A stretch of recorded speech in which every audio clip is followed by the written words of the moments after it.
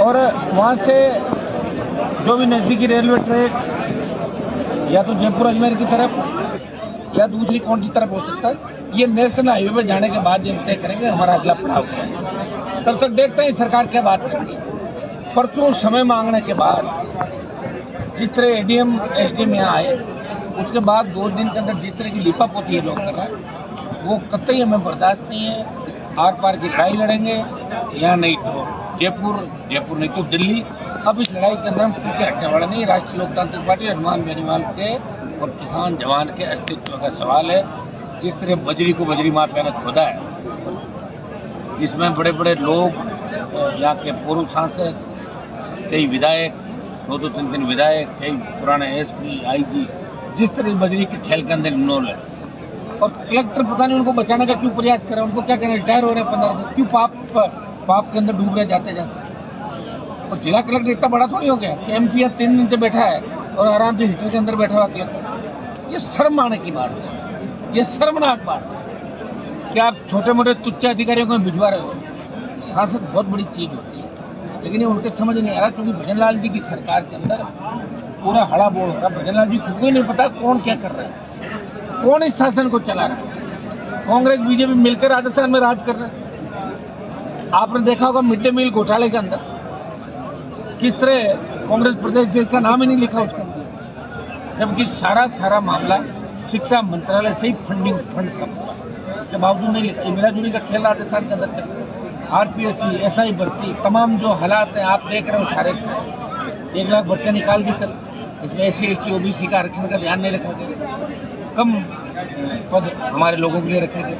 आरक्षण के साथ छुड़वाड़ कर नौजवान आत्महत्या कर रहा है। नशा भयंकर तरीके से राजस्थान में फैल रहा है। नागौर जिला नशे की चपेट के अंदर है। यहाँ के पूर्व पुलिस कप्तान जो आए 2-3 लगातार उन्होंने नागौर का बंटाधार किया और एक फोकस उन्होंने ये तैयार किया।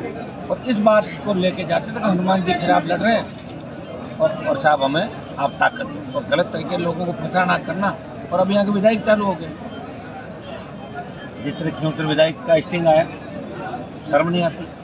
घूम रहे सापा बंधवाते, लोग कहते भी नहीं कि आपको शर्म नहीं आती कि आपने हमारी इज्जत खराब कर दी नागौर की।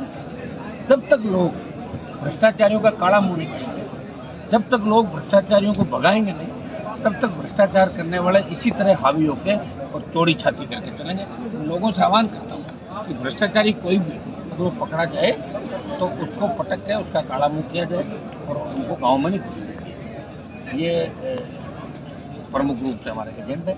इसके अंदर जो एसडीएम मेड़ता के निलंबन, एएमई घोटल के निलंबन, एएमई नागौर, डीवाईएसपी डेगाना और एक दूसरे हमारे जो भी मुद्दे हैं, कुछ मामले एसीबी को देने थे, जो मेड़ता रिया के गांव आपदा के अंदर नया एक मुआवजा जो बाकी, इन सारी चीज़ों को फसल बीमा से लेकर जो हमारे मुद्दे, रेलवे लाइन रास मेड़ता, पुष्कर मेड़ता, ये जमीनें जिससे किसानों की छीन रहे, आज नहीं तो कल हमें इनसे लड़ना ही पड़ेगा। उस लड़ाई की शुरुआत हम मेड़ता रिया की धरती से आज हम कर रहे हैं। लोकतांत्रिक तरीके से हम सरकार का विरोध करेंगे। सरकार कितना ही जोर लगा ले, झुकना सरकार को ही पड़ेगा और जीत किसानों की, जवानों की नहीं। जिस प्रकार से सर आज भास्कर ने मेड़ता एसडीएम के खिलाफ खबर छपी, उन्होंने सोशल मीडिया में लिखा कि नियमानुसार मैंने किया, किसी निजी व्यक्ति के नाम नहीं किया, इस तरह का उन्होंने बयान दिया। बताओ, इतनी हिम्मत होनी एसडीएम की हो जाना।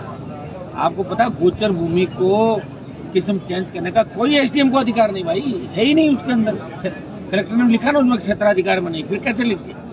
अभी तक तो एक्शन होना चाहिए और अभी तक तो बहुत बड़ी कार्रवाई हो जाएगी। एक एसडीएम की नहीं, एएमई, जिस तरह बजरी का अवैध खनन, एएमई, जितनी आप यहाँ की पुलिस चौकी है, पादू का जो इलाका, जिस तरह डीवाईएसपी की गुंडागर्दी हमारे चेयरमैन साहब के साथ जो किया उन्होंने, तो ये चीजें अब छुपेगी नहीं। यहाँ से आंदोलन का बिगुल बजेगा और पंचायत राज चुनाव में भारतीय जनता पार्टी का नागौर मारवाड़ के किसान जवान सुपड़ा साफ कर